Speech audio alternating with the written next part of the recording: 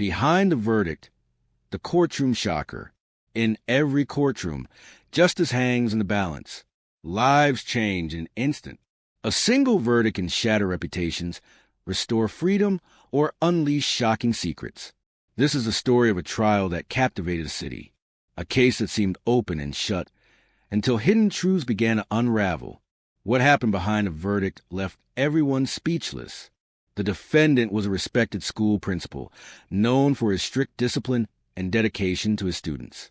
But one morning, he was led away in handcuffs, accused of stealing more than $500,000 from the very school he promised to protect. Funds meant for children's meals had vanished, and the principal stood accused of pocketing them. The prosecution was confident. They claimed the principal had set up secret accounts, created fake receipts, and siphoned off the money.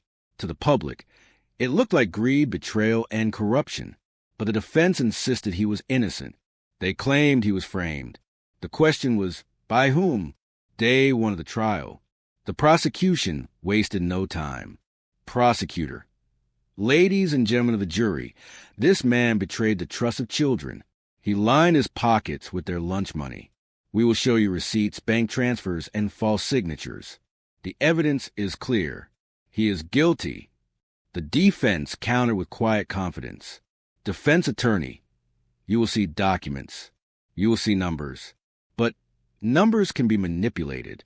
What if I told you the real thief is still in this room? The courtroom fell silent. The jury looked around. Who could the defense be talking about? The witnesses began to take the stand.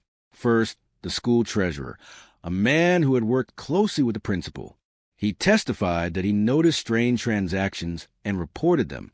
He painted himself as the whistleblower, the one who uncovered the principal's crimes.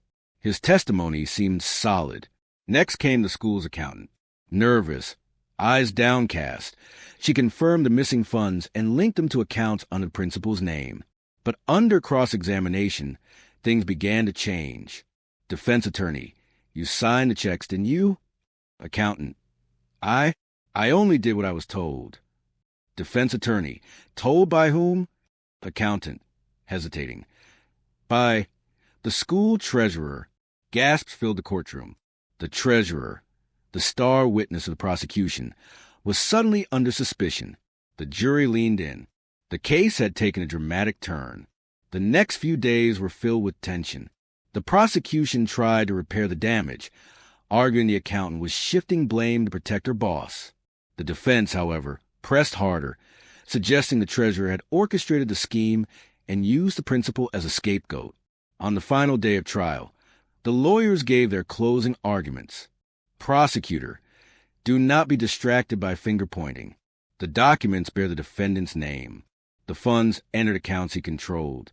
He is guilty. Defense attorney: this case is not about papers.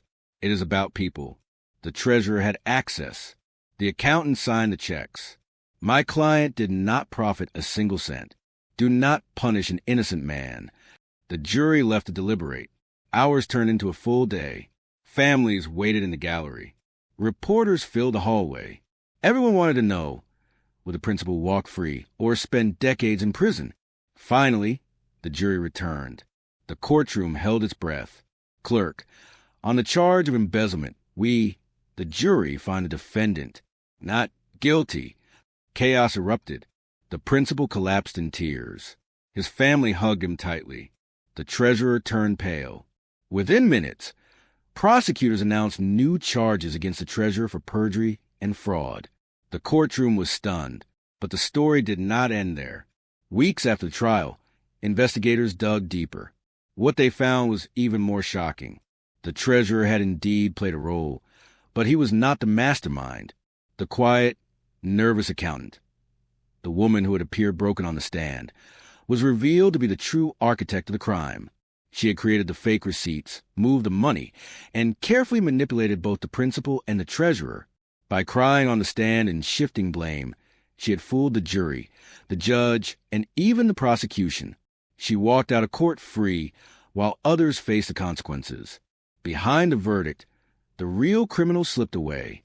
And so, the trial that seemed to restore justice left a haunting question. When the gavel falls, do we always hear justice? Sometimes the courtroom reveals the truth. Sometimes it hides it in plain sight. And sometimes the verdict is only the beginning of the story. This is the crimson truth. Sometimes what we see in court is not justice at all. Sometimes the verdict is only the beginning.